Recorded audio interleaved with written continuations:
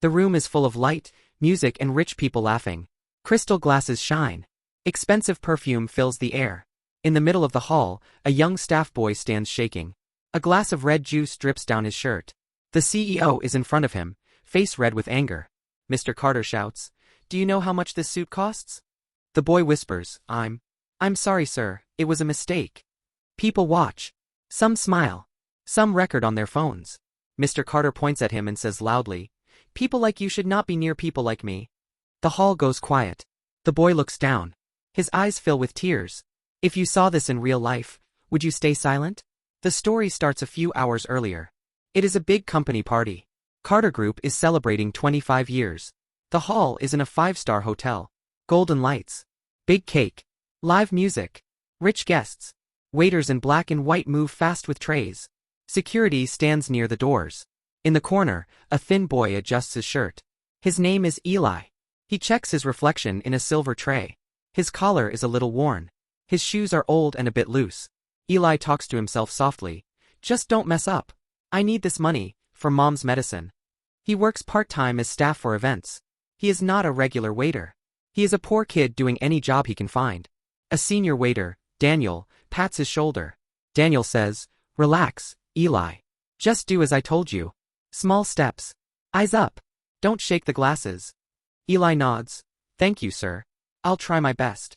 On the other side of the hall, Mr. Carter walks in. He is the CEO. Tall. Expensive suit. Shiny watch. People clap when he enters. Beside him, his teenage daughter Mia walks slowly, holding her phone. Mia leans in and whispers, "Dad, do you really need this big party? You could help people instead." Mr. Carter laughs. "This is how business works, Mia. This party makes deals. Deals make money." He waves his hand. "Besides," he adds, "poor people are poor because they don't work hard. Simple." Mia frowns. She looks around at the staff. Her eyes stop on Eli, who is carefully carrying a tray of drinks. Later, the music plays louder. Guests are talking, laughing, making jokes about stock prices and cars. Eli walks with a tray full of red drinks. He moves slowly between the crowd, just like Daniel taught him. His fingers are tight on the tray. His arms are already tired, but he does not complain. Behind him, someone bumps into him. A guest laughs too loudly and pushes his friend. The friend bumps into Eli from the back. The tray shakes. Time feels slow. One glass falls. Then another. Red drink spills forward, straight onto Mr. Carter's white suit. Everyone gasps. "Ah!" Mr. Carter jumps back, but it's too late. His entire front is wet and stained. He looks at himself, then at Eli. Eli's face turns white. I'm so sorry, sir," Eli stammers. "Someone pushed me from behind. I didn't." Mr. Carter cuts him off. His voice is loud, sharp. "Do you know how much this suit costs?" He yells. People turn. The music feels quieter. Conversations stop. Mia whispers, "Dad, it was an accident." He ignores her. Mr. Carter steps closer to Eli. "You clumsy boy," he says. "You have one simple job and you fail at it." Eli's hands shake around the empty tray. His eyes drop to the floor. I'm really sorry, sir. Please, Mr. Carter leans in and says even louder so everyone can hear. "People like you don't belong in places like this. Look at you. Cheap clothes. No manners. No brains." Some guests smirk. Some guests look uncomfortable but say nothing. Mia's eyes fill with tears. She whispers, "Dad, stop please." But Mr. Carter is not done. He snaps his fingers at Daniel. "Fire him. Right now," he orders. "I don't want to see this trash in my company's events again." The word trash hits Eli like a slap. Eli bites his lip to stop it from shaking. Daniel looks at Eli with sad eyes. "Go to the back, Eli," Daniel says quietly. "Give the tray and go home." Eli nods slowly. He looks up once. His eyes meet Mr. Carter's cold, angry face. Then he turns away. His shoes make soft sounds on the shiny floor as he walks out of the hall. Behind him, phones are still in the air. Someone whispers, "Did you record that?" Another guest says, "Yeah. I got everything." The scene fades as Eli pushes the kitchen door open with his shoulder, trying not to cry. And something else is about to happen in that hall. In the kitchen, the noise of the party is far away. Eli stands near the sink. He takes off his stained vest and washes the red drink from his hands. His fingers are shaking. He whispers, "Trash, that's what he called me." He thinks of his mother, lying in a small bed in their one-room house. He thinks of the medicine, the rent, his little sister who still goes to school. Tears roll down his face. Daniel enters the kitchen quietly. He closes the door behind him and walks to Eli. "I'm sorry, Eli," Daniel says. "I tried to stop him, but he's the CEO." No one talks back. Eli wipes his eyes with the back of his hand. "It's okay, sir," he says softly. "It's not your fault. I'll find another job. I always do." Daniel sighs. "You shouldn't be treated like this," he says. "You work hard. You're a good boy." Eli forces a small smile. "Thank you," he replies. "Can I just stay here for a few minutes before I leave?" Daniel nods. "Stay. Then come, I'll give you some food to take home." Back in the hall, the party continues. The music is louder again. Mr. Carter has changed into another suit. He stands on a small stage with a microphone. "Welcome, everyone," he says. "Tonight we celebrate success." He lifts his glass high. Mia stands near the side, arms folded. Her face is serious. Near the back wall, a young woman named Grace watches quietly. She is from the HR department. She looks worried. On her phone is a video, the video of Eli being humiliated. Mia walks over to Grace and whispers, "You recorded that, right?" Grace nods slowly. "Yes. I didn't plan to, but it felt wrong." Mia says, "Don't delete it. Please." Grace looks at her. "What are you going to do?" Mia looks at her father, laughing into the microphone. "Just wait," she says. "He thinks no one can touch him." Suddenly, while Mr. Carter is talking, he coughs. At first it is small. He takes another sip of his drink and laughs. Then he coughs again. Harder. His voice cracks. He puts a hand to his throat. People chuckle, thinking he is making a joke. Then his face turns red. He drops the glass. Silence. Mr. Carter grabs his neck with both hands. His eyes open wide. He can't breathe. Someone shouts, "He's choking." Another shouts, "Does anyone know first aid?" People panic. Some stand. Some move back. Some pull out their phones and record. Mia screams, "Dad!" He falls to his knees. He struggles for air, tears in his eyes from pain and fear. For the first time that night, he is helpless. No one knows what to do. A guest yells, "Call an ambulance." Someone else shouts, "Where's the hotel staff?" Back in the kitchen, Eli hears the screaming. He looks up fast. Daniel runs in. "Something's wrong with the boss," he says. "He's choking." Eli's eyes widen. He remembers something. Long ago, a nurse in the hospital showed him how to help someone who is choking. She used a pillow to show him the Heimlich maneuver so he could help his mother if needed. Eli's heart beats fast. He runs toward the hall. "Eli! You're not supposed to go there," Daniel calls, but it's too late. Eli pushes the door open and sees chaos. Mr. Carter is now on the floor. Mia is crying beside him. "Dad, please breathe, please." Eli looks around. No one is helping the right way. He hears a guest say, "We're waiting for the ambulance." Eli shouts, "There's no time." He drops to his knees behind Mr. Carter. Mia looks at him through tears. "Please, help him. Please." Eli wraps his arms around Mr. Carter from behind, just under his ribs. He pulls in and up hard. Once. Nothing. He does it again. Mr. Carter's body jerks. Eli's arms are shaking, but he doesn't stop. "Come on, sir," Eli whispers in his ear. "Breathe. Please." He pulls again. A hard piece of food shoots out of Mr. Carter's mouth onto the floor. Mr. Carter falls forward, coughing hard, sucking in air like it's gold. Everyone watches in shock. He breathes. Then breathes again. His hands still shake. Sweat runs down his face. Mia cries with relief. "Dad! Dad, are you okay?" A guest murmurs, "That boy, he saved his life." Another whispers, "Isn't that the same boy he insulted earlier?" Some guests have it all on camera. The insult. And now, the rescue. Mr. Carter slowly turns his head and sees Eli. Eli is out of breath. His own chest rises and falls fast. Their eyes meet. For a moment, the powerful CEO and the poor staff boy just stare at each other. Mr. Carter's eyes fill with something new. Fear. Shock. And shame. Eli stands up. He steps back, unsure what to say. Mia looks at him like he is a hero. "Thank you," she whispers. "Thank you for saving my dad." Eli just nods, then looks at Mr. Carter. But Mr. Carter says nothing. He is too full of pride, too confused, too ashamed to speak. Security and hotel staff gather around him. Someone helps him stand. The party is over now. But the real story is just starting. The next morning, the company is not talking about the party. It is talking about the video. In fact, 2 videos. One shows Mr. Carter calling Eli trash and firing him in front of everyone. The other shows Eli saving Mr. Carter's life. The videos are online. Thousands of people have seen them. Comments are angry. How can a CEO treat staff like that? This boy is a hero. Fire the CEO, not the staff. If you were in Eli's place, would you still help him? The board of directors is not happy.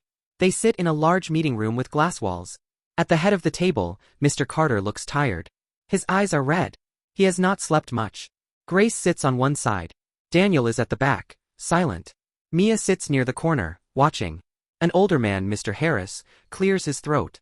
Mr. Carter, he says slowly, our stock price is falling. He taps his tablet. Big clients are calling, he continues.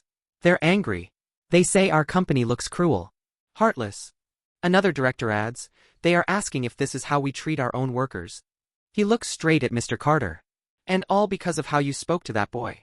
Mr. Carter clenches his jaw. I lost my temper, he says. It happens. I changed suits and continued the party. It's not such a big. Grace interrupts gently. Sir, it is a big thing. The world saw it. She takes a deep breath. People don't forget how you treat those below you. Mia speaks up, her voice shaky but strong. Dad, you didn't just shout, she says. You called him trash. You fired him in front of everyone.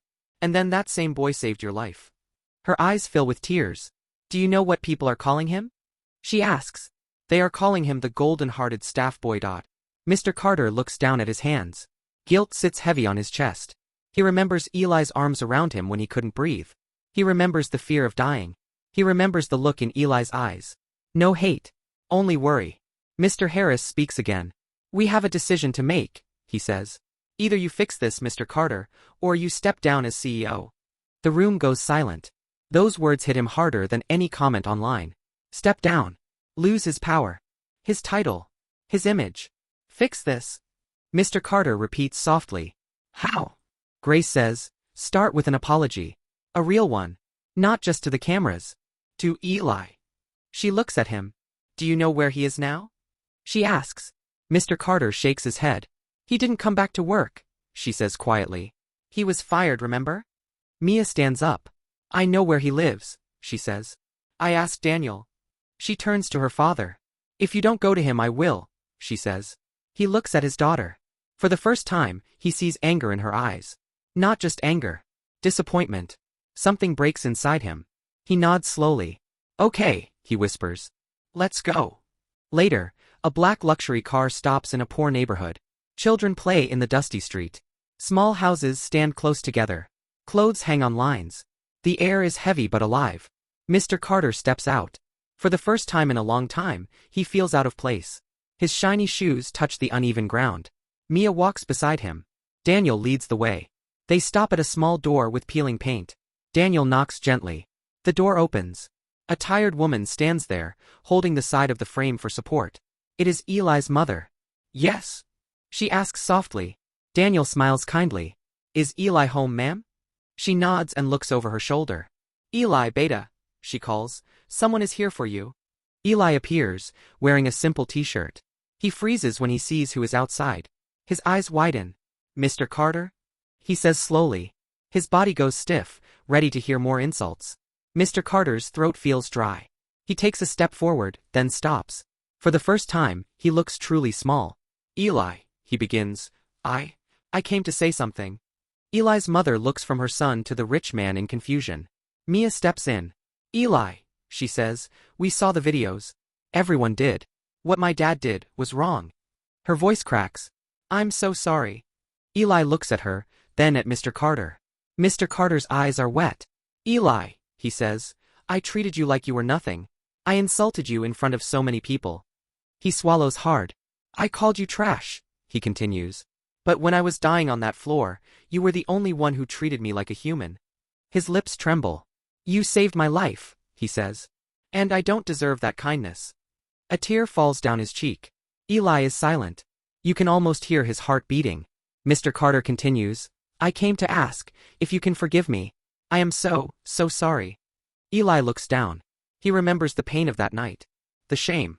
The long walk home. But he also remembers why he helped. Because his mother always said, Son, we cannot control how others treat us. But we can control who we are. Eli takes a deep breath. I was very hurt, he says quietly. I felt like I was less than a human. He looks up. But I didn't save you because you are a CEO, he says. I saved you because you are a person, and you have a daughter who loves you. Mia wipes her tears. Eli continues. I forgive you, sir. But, please, don't talk to anyone like that again. Not to me. Not to anyone. Mr. Carter nods quickly, more tears falling. I won't, he says. I promise. Then he adds, and I don't just want to say sorry.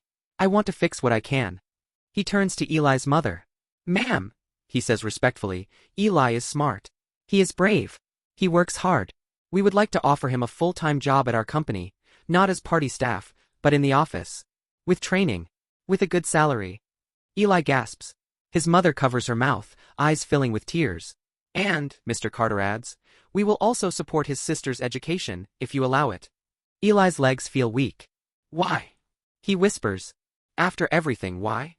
Mr. Carter answers softly. Because karma showed me the truth. I thought I was powerful. But my life was in the hands of the boy I called trash. He shakes his head. You were never trash, he says. You are the reason I'm still here. He puts a hand on his own chest. You reminded me what really matters, he says. People. Not power. Not suits. Eli's mother starts crying. Thank you, she says, her voice shaking. Thank you, sir. Eli's eyes fill too. He nods slowly. I will work hard, he says. I won't let you regret this. Mr. Carter smiles sadly. I know you will, he says. You already saved my life. I think you saved my heart too. Months pass. In a bright office, Eli sits at a desk, wearing a clean shirt and a name badge. He types on a computer. People walk by and greet him with respect. Morning, Eli. Hey, Eli. Can you help me with this file? He smiles and helps them all. On the wall, there is a poster with company values. Respect. Kindness. Equality. These words were added after the party incident. One day, Mr. Carter walks through the office. He stops at Eli's desk. How's everything, Eli? He asks kindly. Eli smiles. Good, sir. Thank you. Mia appears beside her father. She grins at Eli. We're going to the cafeteria. You're coming too. Eli laughs softly. Okay. As they walk, some new employees whisper. That's the CEO who insulted a staff boy, right? Yeah, and that's the boy who saved his life. But look at them now. They walk together. The camera in your mind moves back. You see the rich CEO and the once poor staff boy walking side by side. Not as master and servant, but as human and human. In life, money can buy big halls, shiny suits and loud parties. But it cannot buy a clean heart. Today, the man with all the power almost lost his life. And the boy with nothing became his savior. Never forget. How you treat people who are below you says more about you than any job title or bank balance. One day, the same hands you pushed away might be the only hands that can save you. If you were in Eli's place, would you still help the person who hurt you? Tell us in the comments.